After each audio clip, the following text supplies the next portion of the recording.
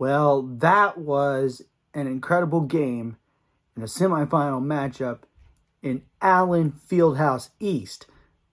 And to anybody who thinks that the T-Mobile Center is Hilton South, I'll just have this guy say what I really think you guys are. Dummy, yeah. Yeah. Dummy, yeah. Yeah. Dummy, yeah. Yeah. With that said, let's do a review. Hey, what's up, everybody? It's Drew, better known as RockChalk01, and today, yesterday, whenever you're watching this, the one-seeded Kansas Jayhawks were back in Kansas City, Missouri for their quest for another Big 12 tournament title as they took on the 5-seeded Iowa State Cyclones in the Big 12 tournament semifinals, and KU won comfortably over the Cyclones by a final score of 71-58. Yeah, this game was a little back and forth, which surprised me for a bit. And then Iowa State actually cut it close in the second half. But then KU just found a way to pull it out and even make it a larger win after being down by one and having an incredible run. And yeah, with the win, KU will now move on to the Big 12 championship game for the second year in a row. And yeah, this is remarkable. Now, to the game at hand, there were a lot of good things that came out of it, but there were a few negatives that came out of it as well. So with that being said, for those of you who do not know, I give positives and negatives about the game, give a player of the game, and a player who needs to improve. Without further ado, let's do it. All right, positive. KU's shooting performance in both halves was remarkable, and this includes the free throw percentage because that was a negative last game. The free throw percentage got a lot better. KU shot 52% from the field, 32% from beyond the arc, and 73% from the free throw line.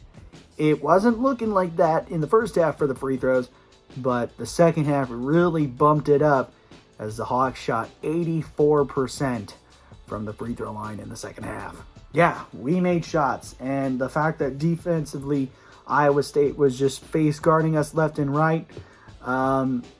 The fact that we still made over 50% of our shots and 30% of our threes, that's a win in my book. And defensively, KU did well, holding Iowa State to under their average in field goal percentage and also beating on the free throws. But the three-point percentage, I'm just a little on, as the Cyclones only shot 40% from the field, but 42% from three, and 69% from the free throw line. I mean, Iowa State's a good three-point shooting team. The fact that they were held under 50, I'll take it, but holding their shooting-wise under 50, that's a huge plus. So, yeah, with that being said, KU shooting performance and defensively holding Iowa State to under some of their averages, that's a positive. Turnovers, that's a huge positive as KU did well and won the turnover battle, as the Jayhawks forced 22 Cyclone turnovers and scored 25 off of them, while the Jayhawks only had 17 turnovers and Iowa State only scored 6. That was remarkable, the fact that we were able to turn them over, and that's a season high for Iowa State in turnovers, and the fact that we scored more than what we forced in terms of turnovers, that's even more of a positive. But give the credit to our defense when we ended up turning the ball over. The fact that we only allowed 6 points off turnovers, that's remarkable. And you can tell that the team is getting better as the season goes on. So, yeah, winning the turnover battle, that's also a positive. The foul situation, that's also a positive, as it was a negative in the game before. Flip it, as Iowa State kind of got called for some ticky-tack things, but still KU won the foul battle as Iowa State was called for 21 personal fouls, while the Jayhawks only had 14, and only 2 guys were 3+. So this was a lot better defensive performance. We held our ground defensively, making sure that we didn't reach. There was a few reaches here and there, also a few charges, but I mean, the fact that we forced Iowa State to get a few guys in foul trouble, and that kind of hurt them as well. Also, I forgot to say this, that this is a positive. The fact that we held Gabe Kalsher under his freaking averages, that's a huge bonus. and the fact that he got into foul trouble a little bit as well. So, yeah. But going back to the foul situation, winning the foul battle, that's a positive. And the final positive is a nitpick positive, as the Hawks won the fast break point battle 6-2. Yeah, we got on the break, made some plays, and scored some buckets. And in fact, most of those fast break points came off of alley-oops because Iowa State could not convert. I was watching this at my brother's house, which was in Lawrence. He goes, and I quote, "You can't do what we do best." And yeah, which was true. Iowa State could not convert on any alley-oops in this game. And it led to mistakes, and we ended up scoring off of them in that fashion. So, yeah, with all that said, those are my positives. Negatives, rebounding. We need to rebound the ball better. It was a huge positive in the game before, but then it just drastically dropped.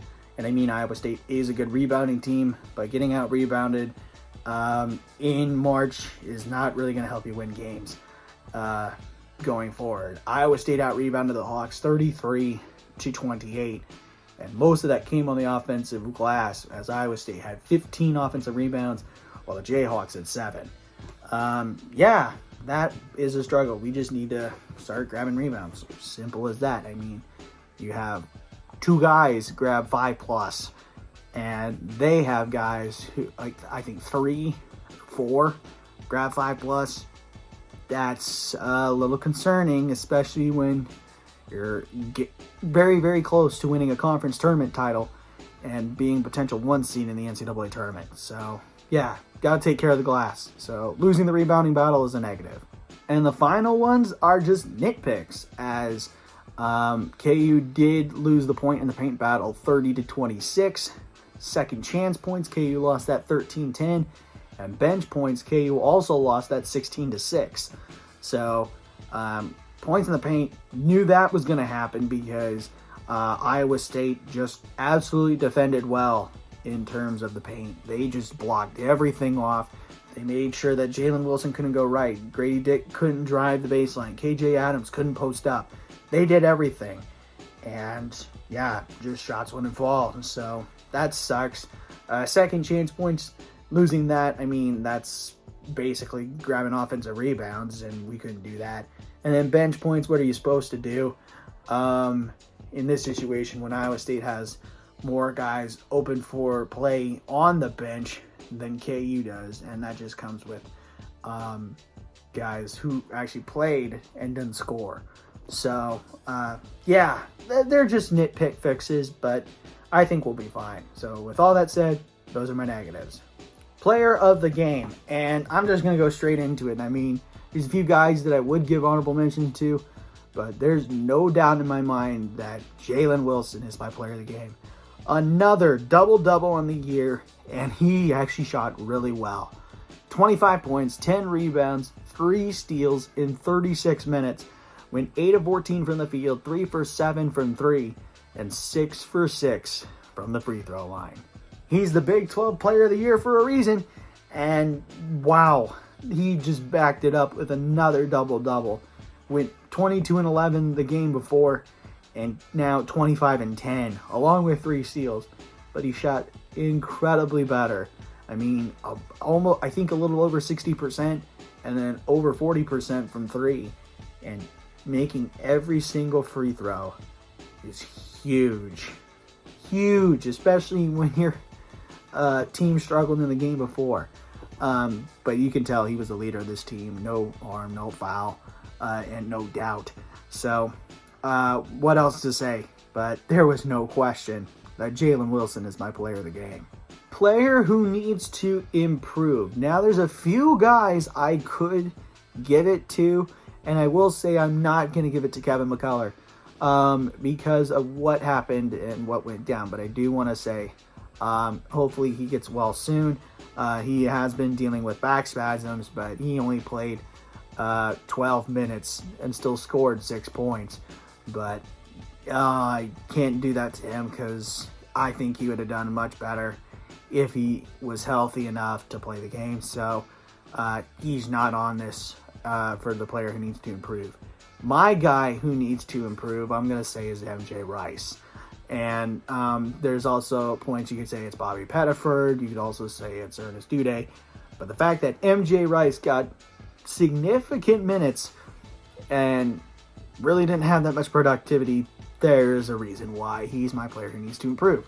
But no points and grabbed 2 rebounds in 6 minutes. Was 0 for 2 from the field and 0 for 1 from 3. I mean, his freshman mistakes were showing, and it looks like he just seemed lost. So hopefully with spots opening up for him in this situation, he's able to pick it up and put the pieces together, and hopefully within the next couple games, he can showcase what we needed to see early in the season. But for the sake of it, I'm going to say that MJ Rice is my player who needs to improve. And that's going to do it for my review of KU versus Iowa State. Again, the final score, Kansas 71, Iowa State 58. Don't forget to leave a like, comment, share, and subscribe, and push that notification bell. And tell your friends about these videos. And I should see you again for the next review, which is in about maybe 18 to 20 hours from now, as Kansas will face off in the Big 12 championship game with either Texas or TCU.